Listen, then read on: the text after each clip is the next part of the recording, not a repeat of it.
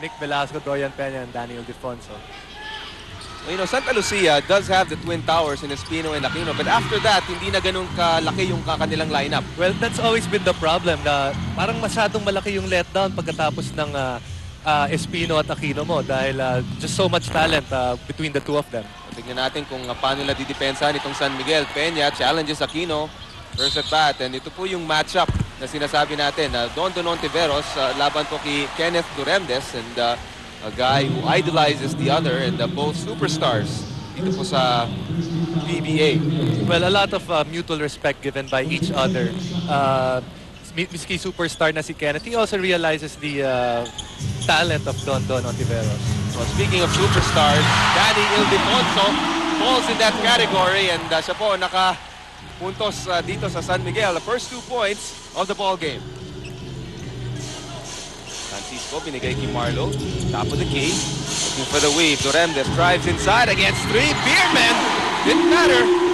A little different start on the offense of Santa Lucia. Usually they start off with a post-up. Now, Coach Al Francis saying na papalitan niya yung offense. A lot of movement in the first 2 points. This time it's Velasco squeezing his way. Siya naman ngayon nakasingit dun sa Twin Towers ng Realtors. Etong si Nick Velasco kasi he's a different kind of player. He's 6'5", pero he has the quickness of a 3 guard. And you know, I think a lot of people will agree as Duremdes misses his first, his second shot and his first miss. We'll agree na itong si Velasco is probably one of the best role players dito sa PBA. Well, that's true, no? He started off as a big man, tapos all of a sudden nagkaroon na lang ng 3-point shooting yan. And now tumitira na siya ng 3 points every now and then, and that has made the big men of the other team come out, and it changes the whole perspective of rebounding. Saka I think paminsan-minsan ginagamit din ni Jong Chico yan as a defensive stopper. As also, really, he does have that 15 to 19 foot shot range. Pag iniwan mo yan, titira yan, and very consistent from that area. Well, maturity being shown by Danny Ai. Alam niyang hindi niya kayang katawalin ko si Dennis dahil si Dennis ang mga katawan sa kanya. Ayun, pumawi na ngayon si Espino. At sabi niya, hindi lang ikaw ang pwedeng makapuntos dito. And Espino really taking matters into his own hands. Yan po sa loob ng lane. And here's that pass from Marlo Aquino. The Twin Towers really coordinating with each other here. At hindi na pinabayaan na nga ni Danny Ai. At natawagan pa rin ng foul. Dennis Espino. And itong Santa Lucia Realtors, sabi nga ni kasamang Jason dito, you're very familiar with yes, the system, with this team, with the players, and just the way they handle themselves in each and every game. Well, yeah, like I said, this is a game that loves to play out-of-town games. Evidenced by a pretty good start right now. Inside they go, Peña against the tight interior defense, nakashoot pa rin. He used his right hand there. We know Peña's a left-hander, so offhand yung pinanira niya ron. Here's Aquino again, top of the key, looking to pass. Francisco, pinasa sa loob. Here's the matchup. Duremdes against Ontiveros. Pumiyit sa loob, nakakuha ng foul. And he'll be given 2 free throws. Well, this is really going to be one of our marquee matchups. 2 times down the court already. It's been Kenneth against Dondon and Dondon against Kenneth. So I think both guys are trying to get the other into foul trouble just to eliminate that matchup altogether. Yun po yung tira ni Dorian Peña during the last possession of the Beermen. Duremdes barrels out the free throw. Well, it's starting a little cold right now, no? Missing a couple of outside shots, but during the preseason, Kenneth scored 35 points against the South Korean Knights. May bagyong dito ngayon sa Zamboanga City, so it might take him a while to heat up. Medyo malamig pa ng konti dito sa sa labas at saka sa loob. May aircon din dito sa Zamboanga City High School Coliseum. And ito, si Don Ontiveros nahabol ni Kenneth Duremdes pero pumito. Ang ating referees, nakuha daw yung braso. Well, that's a nice crossover. Ito, Kenneth really didn't have any choice but to chase him from behind. Well, regardless, that's going to be Kenneth's second foul. And this is where the problem really lies with Santa Lucia. Once you lose one of your top 3 guys, what happens next?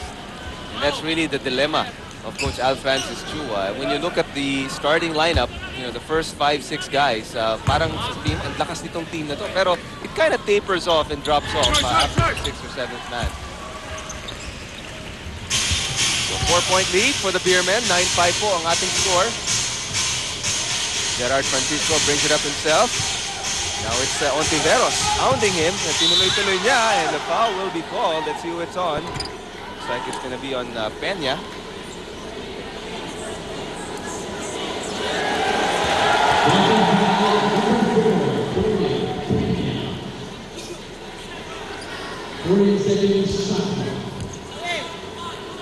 Seconds on the shot clock. Francisco, binigay kay Mendoza. Out to Aquino once again. Top of the key, hounded by Peña. Aquino spins inside. The hook shot doesn't go. Ball tip taken by Velasco. Binigay kay Ontiveros. 2 players back for Santa Lucia. Ontiveros to Velasco. 15-footer. Booking.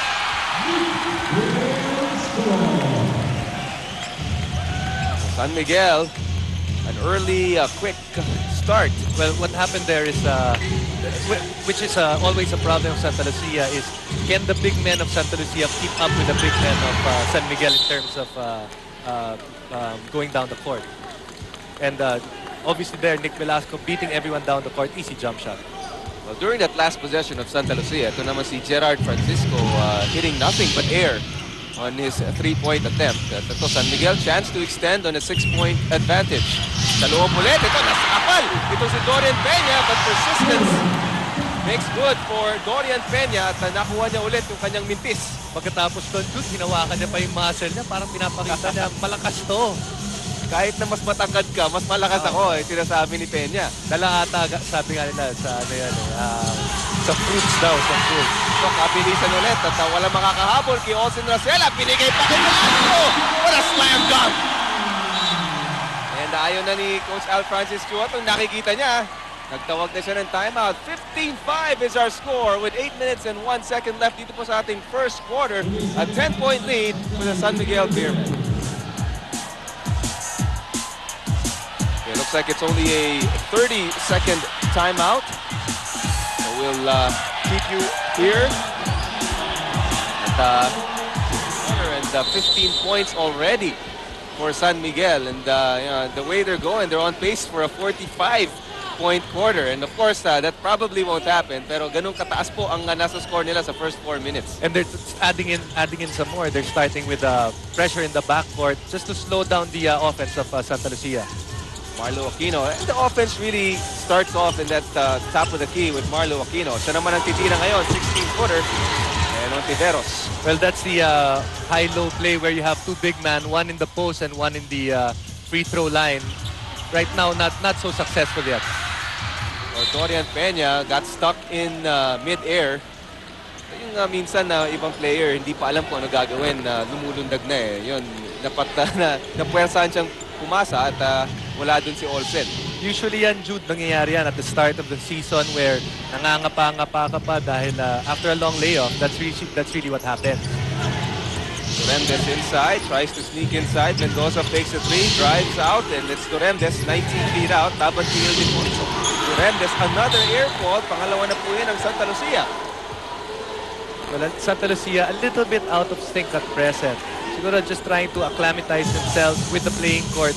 And remember, this is their first ball game compared to San Miguel, which already has played this conference. Tama yan. Although this is their second time here this year, compared to any other PBA team. Ito, nakuha ni Duremdes. Going inside, the bounce pass to Espino, double team. The shot doesn't go, but a foul will be called dito po kay Dorian Peña. Pangalawa na rin ni Dorian Peña yan. Well, the coaching staff of San Miguel not very happy with that call. No? So, it seemed now that Dorian just had his hands up. Usually yan kasi it's just a matter of perspective. Usually the referee has a different look from that of the coach's standpoint. One na lang, double-digit rebounds na. Isang rebound na lang siguro yan sa average niya, eh, no? Well, Jude, yan nga yung pinag-uusapan natin kanina na he had a monster year in terms of rebounds last conference. And this is something that the management always wants to get from Dennis, and he did it for them last conference. And part of the reason I think that he also had a nice season in terms of rebounding is because yung import nila during the last conference, hindi big man, si Derek Brown. So, kinailangan itong mga big men ng Santa Lucina talagang mag-concentrate dito sa loob. So, Ontiveros walks it up. The lead is 8. Goes on the right side. Looking for Racela. Racela against Mendoza. Cross court. Goes to Velasco. Yung Defonso medyo malayo siya ngayon. So, hindi titira yan. Drive baseline inside. Flips and falls. Nakuha ni Francisco. Fast break opportunity for the Realtors. Francisco. Nice pass to Kenneth Torres. For the layup. Looks like ito namang si Coach Jong Yuchiko ang hindi gusto ang nangyayari dito at nagtawag siya ng timeout. 59 our score. The lead has been cut to 6 as the Santa Lucia Realtors with these 2 points from Kenneth Remdes have cut the lead here at Zamboanga City. We'll be right back. Well, right now, San Miguel shooting very well from the field, 7 of 9. Santa Lucia, on the other hand, just 3 of 8. And that is attributed, that's why we have a 6-point lead for San Miguel. Well, San Miguel does have possession but the momentum medyo nag-shift ng konti sa Santa Lucia at kaya nagtawag ng timeout itong si Coach Jong Yuchiko. And there's Danny Siegel. Well, a little unhappy kasi excited na yan maglaro eh. He had this foot operated on pero may naiwan pa ata mga bone spurs at pinalilinis pa to ulit. I think he's out for another 3 games or so. You know, matagal din naghintayan eh. I mean, he played for a little bit during the Fiesta Conference pero before that, ang tagal niyang nawala at itong si Danny Siegel definitely missed by a lot of PBA fans. And of course, missed by us during the Centennial Games when he got injured. Yes, indeed. And of course, the San Miguel management misses him the most. Paglaro eh. Here's Olsen Racela. Si Rara Racela. And they are back on track, getting the lead back up to 8. Well, tuloy pa rin ang outstanding shooting of the San Miguel Beermen.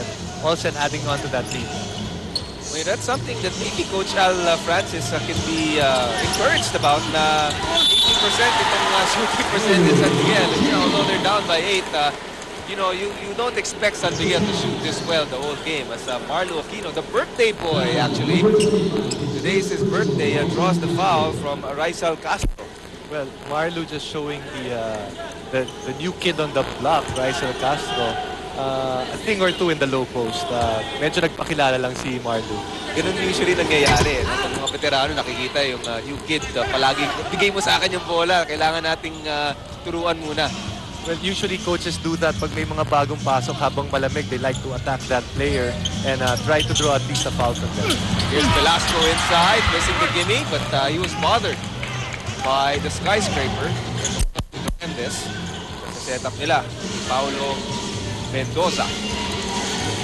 Mendoza, gusto si Marlo ulit. Doon sila nakapuntos kanina, so doon sila ulit pupunta. Ngayon, the second foul will be called on Raisal Castro.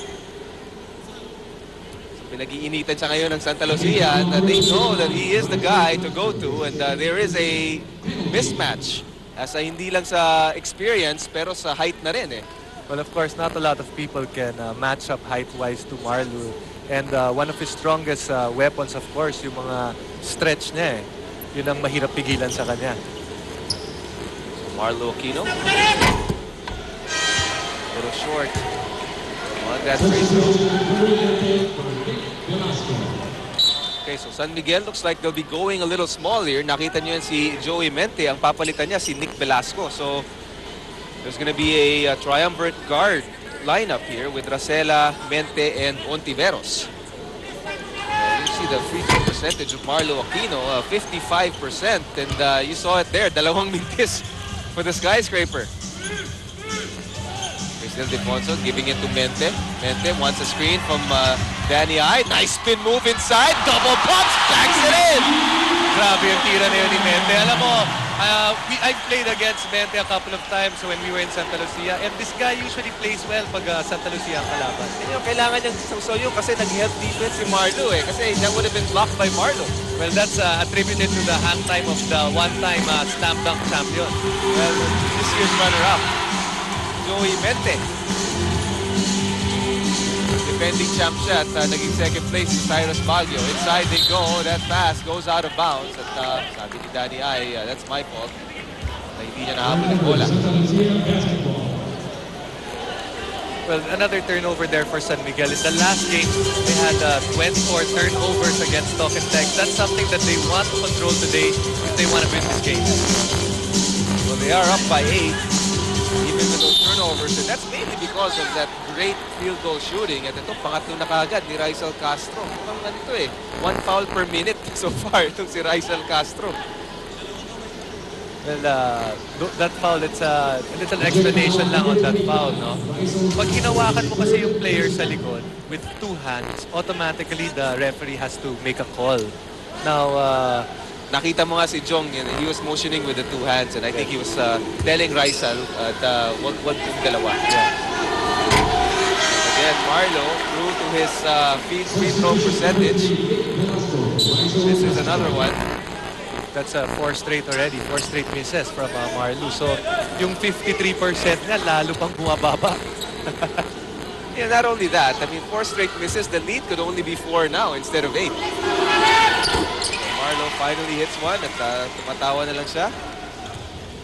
But I don't think Coach Al Francis is laughing at the bench with every free throw miss. Here's Ildefonso, laban kay Aquino, backs his way, inside, wala doon, nasapal ni Marlo. Here comes Santa Lucia, 4-on-3, fast break, Paulo Mendoza, out to Francisco, back to Mendoza, open for 3! Not there. And a loose ball foul will be called. That might be on Mente. Sinakuha na ni Francisco yata yung bola. So Mente was able to, well, is gonna get this loose ball foul.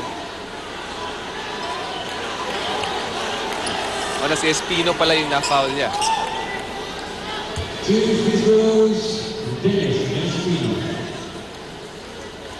Dennis Espino will be given a couple of freebies. Gets his 5th point. That's the lead to 6. Espino, of course, a standout from UST. Namuro ako dyan sa second place dahil kay Dennis Espino nung Hindi ko college na sana kami. sasabihin, Jason, eh. Pero definitely, you know, Dennis Espino had his share of success in the collegiate ranks. Velasco, laban kay Espino, binigay kay Racela. Against Mendoza, the pass slipped out of Racela's hands, stolen by Francisco. 3-on-1 fast break, Francisco. Tuloy-tuloy sa loob, and 2 more points. That's the lead to 3. Here comes Ontiveros, bounces inside to Ildefonso, double teamed against Espino, out to Velasco for 3. Wala. The ball is tipped, nakuha. Hindi nakakuha si Francisco. Here comes Balik-balik ang offense ngayon. Up and down the court. Marlu. Marlo just cuts the lead to 1 point, and Santa Lucia is back in the game here. 19-18 po score natin. Lamang pa rin ang San Miguel, pero nasa Santa Lucia na ang momentum. Ontiveros, out to Racela. Tries to drive inside, but no room.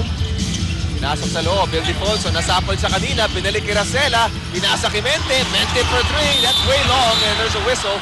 That's going to be a foul right in front of Coach Al Francis Chua and the Santa Lucia bench. So ngayon, mag-uusap sila. Technical foul, number 16, Dennis Espino. So Espino will be called for the foul. And you know, I mean, I think in terms of the foul, ang shot kasi, well, there's going to be a timeout. We'll try to figure out what happened there as to why the foul was called. Pero we do have a timeout. 19-18 po score natin. 2 minutes 58 left here in the first quarter. 1 point lead for San Miguel.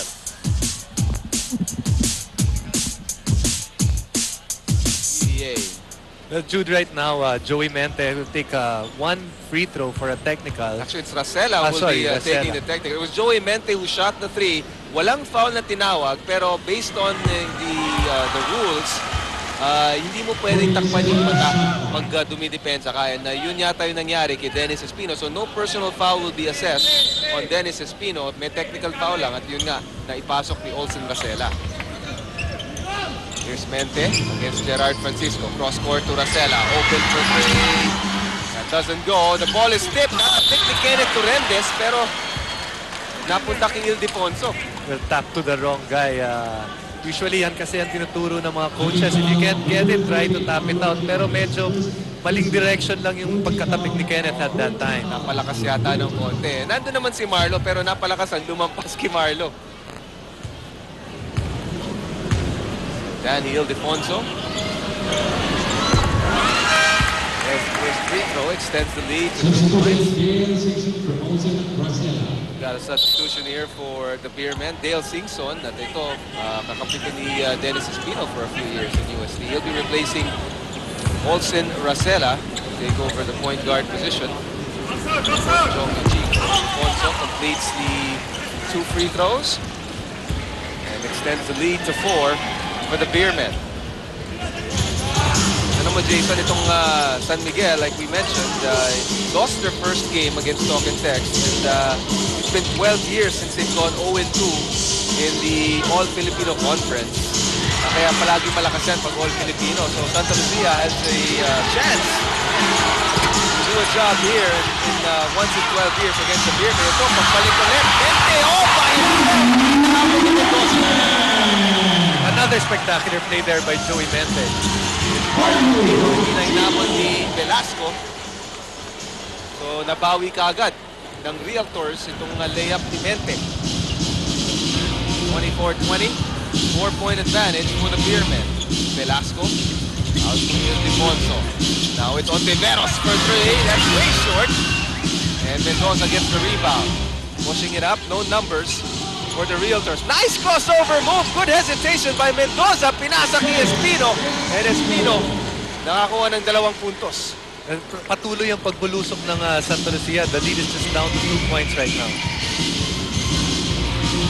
But you know, this is the second string of San Miguel. I mean, pumasok na si Mente, pumasok na si Singson. Itong Santa Lucia, hindi pa nagpapalit. Singson drives against Mendoza. Singson fades away. Nothing there. Rebound, Ildefonso. Offensive board for the Beermen and a nice follow for Danny I. Danny I having such a strong first quarter already with 8 points, getting offensive rebounds, posting up the big men of Santa Lucia. Minute 12 left here in the first quarter. Paulo Mendoza, nilabas kay Francisco. Nothing there. Mendoza, hindi pa tumitira sa tres yun. Tumira na, pero tagilid. Kanyang tira at I think he hurried that shot. Well, Jude, kanina you were talking about how San Miguel has never gone 0-2 in the All-Filipino. Much credit should go to Coach Jong Chico. He has always made this team competitive year in and year out. And before that, it was Ron Jacobs who was at the helm, who really made sure that hindi sila mag-umpisa ng masama sa All-Filipino. Ontiveros against Turendes. Here's Gamboa, out to Mente. Mente bounces it to Velasco. And that's an off-balance shot that doesn't hit the rim. Ang daming airball ngayon, especially in the first quarter. Well, that's usually what happens when you play out of town. It's a real dimension, bagong dimension ng ganong kataas yung ring, parang mas malayo yung ring, all these things. But Jason, the way this ring is set up, Dennis Espino gets 2 more points and he has got the lead to 2 here. At yung parang malalim yung likod ng ring eh. So parang yung depth perception, medyo mahirap din ang konti sa shooters. And if you notice, we haven't had, I don't think, a 3-point shot go in yet here for both squads. Mente gets a screen, goes inside, double pumps, nasanay na eh. Nawili siya sa double pump, but that time hindi pumasok.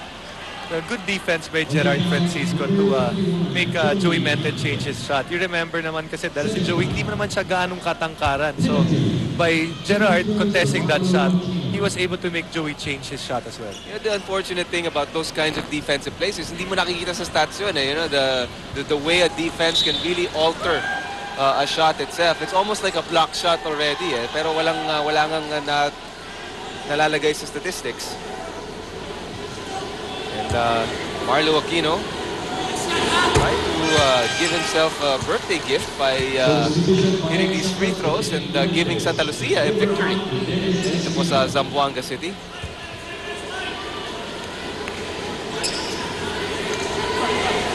Well, with 12 seconds to go, pumasok na yung mga shot, yung second unit ni Coach Al Francis. We have Paeng Santos and Wilmer Ong for final defensive play.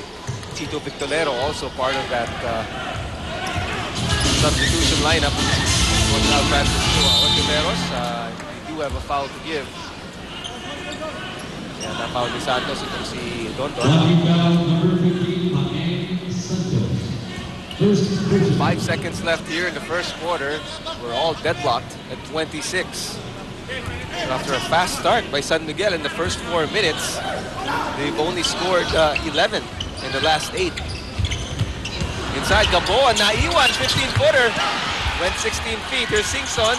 Nice hesitation fake, pero 1 second too late as the buzzer sounds to signify the end of the first quarter. So 12 minutes na po ang nalaro natin dito sa Zamboanga City. Score po natin para pong tabla. Nag-umpisa lang po tayo. 26-26. Santa Lucia and San Miguel all deadlocked here after 12 minutes.